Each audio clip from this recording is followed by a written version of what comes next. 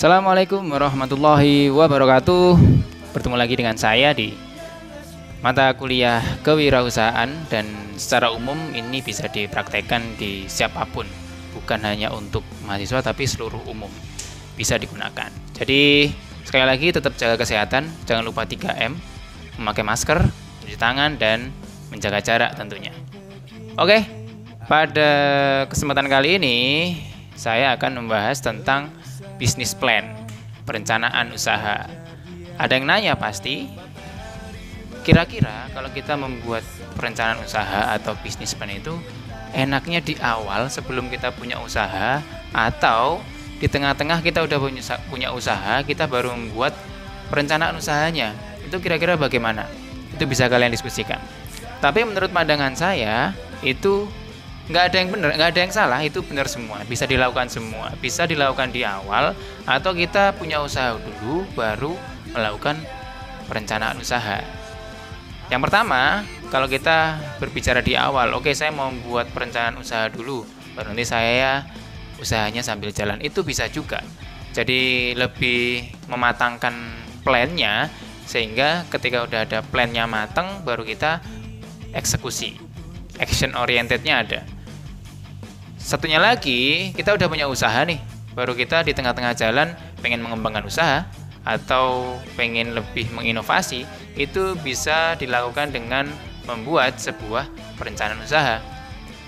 Jadi perencanaan usaha itu bisa dilakukan ketika kita udah punya usaha. Kalau kita udah punya usaha, udah menjalankan usahanya, itu malah lebih enak untuk mendeskripsikan isi dari perencanaan usaha itu sendiri, sehingga itu lebih matang dan tidak bersifat abu-abu. Kalau tadi pas sebelum kita punya usaha, kita membuat perencanaan usaha, itu mungkin masih belum dilakukan, belum ada actionnya. Tapi ketika udah punya usaha, terus kita melakukan perencanaan usaha, membuat sebuah bisnis plan, itu lebih bagus karena kita sifatnya real, bukan mengada-ngada.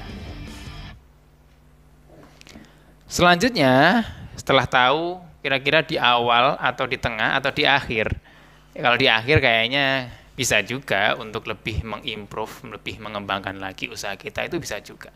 Yang paling bagus adalah menurut pandangan saya, tapi jangan sebagai sumber utama, itu secara teori masing-masing praktisi punya pandangan masing-masing. Jadi bisnis plan itu lebih baik kita punya usaha dulu, action dulu, baru nanti kita membuat sebuah perencanaan usaha. Terus kira-kira kenapa sih kok kita harus membuat bisnis plan, atau kenapa sih kita harus membuat sebuah perencanaan usaha?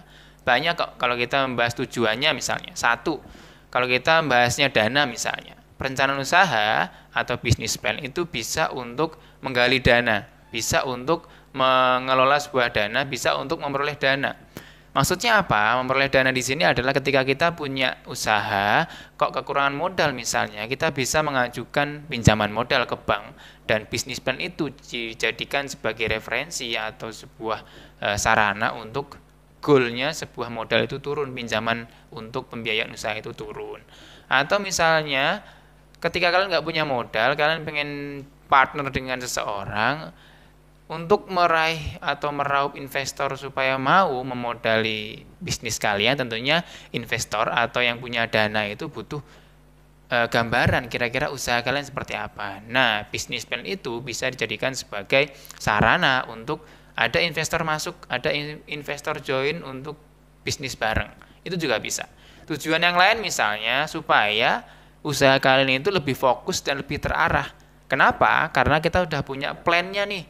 Kita udah punya plan-nya, sehingga ketika bisnis kita mengalami goyangan misalnya, atau tidak sesuai dengan tujuan, kita bisa melihat kembali lagi ke plan kita seperti apa sih, mau strateginya seperti apa sih, itu bisa dijadikan sebagai acuan. Atau apalagi, ya manfaatnya supaya memang bisnis kita bisa untuk pengembangan lagi. Untuk mengembangkan bisnis tentunya butuh step-step yang lebih lanjut, sehingga butuhlah bisnis plan. Mungkin yang utama itu dua itu sih, sebagai untuk supaya ada dana yang masuk, dan yang kedua adalah supaya bisnis kita menjadi lebih terarah dan fokus. Itu tujuannya. Manfaatnya ya bisa sama sih, tujuan dan manfaat lebih apa ya namanya, Nggak beda jauh lah tujuan dengan manfaat, supaya bisnis kita terarah, bisnis kita lebih fokus, usaha kita lebih fokus, itu juga manfaatnya berkaitan dengan tujuan. Lalu kira-kira bisnis plan yang baik itu seperti apa sih? Ya, tentunya ada beberapa hal yang harus dilakukan. Contoh misalnya, deskripsi atau isi dari bisnis plan kalian yang kalian buat itu harus singkat, singkat, padat, dan jelas. Kenapa harus singkat dan padat jelas? Karena supaya misalnya kita pengen membuka supaya ada yang masuk investor, itu tentunya kan mereka akan melihat di bisnis plan kalian. Kalau bisnis plan kalian itu terlalu membuat-buat, melebih-lebihkan, tidak singkat dan padat dan jelas, itu malah bisa memberikan pandangan lain bagi investor. Yang kedua adalah menarik. Kenapa harus menarik? Karena memang untuk menarik investor itu, menarik modal atau menarik supaya bank memberikan pinjamannya ke usaha kita. Itu harus menarik tentunya. Yang selanjutnya adalah dapat dipercaya. Kenapa dapat dipercaya?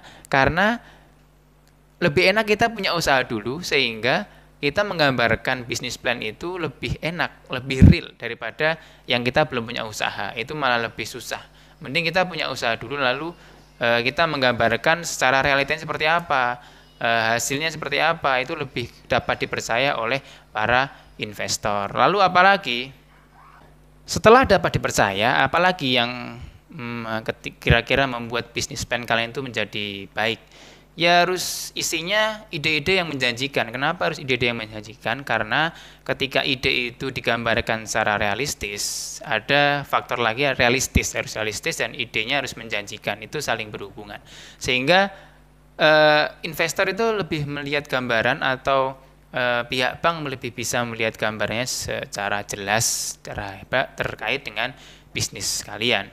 Lalu apalagi? Ya tentunya harus mendeskripsikan kira-kira target konsumen kalian siapa. Sama kayak bisnis kanvas model kemarin yang kita udah bahas, di bisnis plan juga harus diterangkan pasarnya siapa sih, konsumennya siapa sih, supaya lebih terfokus dan terarah target yang mau dicapai dalam bisnis kalian. Lalu selanjutnya ya tentunya ada visi misi di situ, ada analisisnya bagaimana, itu nanti digambarkan di kira-kira isinya apa saja sih, nanti akan saya jelaskan, dan kalian harus punya tugas di selanjutnya itu membuat bisnis plan kalian dalam usaha kalian seperti apa.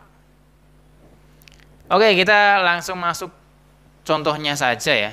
Nanti saya akan share materi template-nya bisnis plan secara sederhananya bagaimana sih, isinya tentang apa sih. Ada beberapa bagian dalam bisnis plan yang nanti akan saya share. Ada pendahuluan, lalu ada isinya, bab 2-nya itu isi tentang bisnis plan-nya, lalu ada analisis usahanya bagaimana terhadap usaha kalian, terus ada tentang usaha kalian, deskripsinya seperti apa, lalu terus ada rencana produksi, kira-kira kalian membuat produk itu seperti apa, rencananya itu dituangkan dalam bisnis plan kalian. Terus rencana pemasarannya bagaimana, kira-kira kalian mau memasarkan seperti apa, target konsumen seperti apa, dan lain sebagainya nanti ada di bab 4. Bab 6. Terus ada permodalannya bagaimana sih untuk bisnis kalian seperti apa, itu juga nanti ada contohnya. Lalu yang terakhir adalah kesimpulan. Saya mulai dari yang pertama dulu, yaitu pendahuluan. Dalam pendahuluan di sini, ya kalian menjelaskan latar belakang usaha kalian seperti apa, atau industrinya di Indonesia misalnya seperti apa, di wilayah kalian seperti apa sih terkait dengan usaha kalian, itu digambarkan dalam latar belakang. Lalu pendahuluan cuma satu latar belakang. Yang kedua ada bab 2, isi dari bisnis plan itu sendiri. Isinya ada apa aja? Ada visi dan misi, tentunya visi dan misi usaha kalian seperti apa, supaya lebih jelas. Harus punya visi dan misi di usaha kalian. Terus ada identifikasi usaha, lalu ada ruang lingkup usaha. Terus bab 3 ada analisis usaha. Gimana sih kalian menganalisis usaha kalian seperti apa, industrinya bagaimana, sama hampir mirip dengan latar belakang. Analisis usaha kalian seperti apa, itu kalian jelaskan dalam bisnis plan. Terus misalnya contohnya, usaha kami bergerak di bidang kuliner, terus karena kami termasuk hobi berkuliner, sehingga saya membuat bisnis kuliner yang A, B, C itu termasuk analisis usaha yang harus kalian jelaskan di bisnis plan. Lalu modal usaha secara keseluruhan dijelaskan di situ. Terus kira-kira distingsinya apa? Keistimewaan produk kalian apa dibandingkan produk lain? Itu harus kalian jelaskan juga. Terus selanjutnya di bab 4 ada deskripsi usaha kalian seperti apa. Nanti kalian tinggal ngikutin template-nya saja. Ada jenis usahanya, usaha kalian ya tentunya di industri apa, kuliner atau pakaian atau apa, itu dijelaskan di situ. Terus prospek usahanya bagaimana? Ya kedepannya kami akan mengembangkan lagi ke wilayah yang lebih jauh, misalnya itu prospek usaha kedepannya seperti apa. Kedepannya kalian akan mengembangkan bisnisnya seperti apa.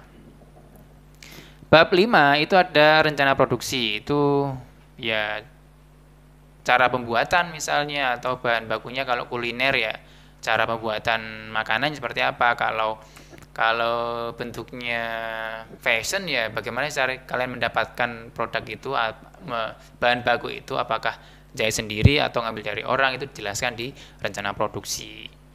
Terus rencana pemasaran di sini ada isinya ada analisis SWOT di situ, strength, weaknesses, threat, opportunity.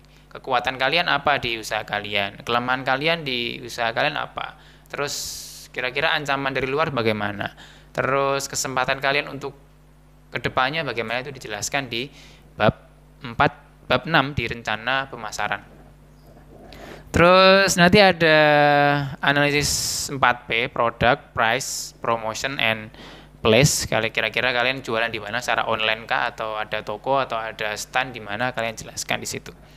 Terus target dan segmentasi pasarnya seperti apa juga dijelaskan, target konsumennya kalian apa, siapa, dan tentunya supaya lebih terarah.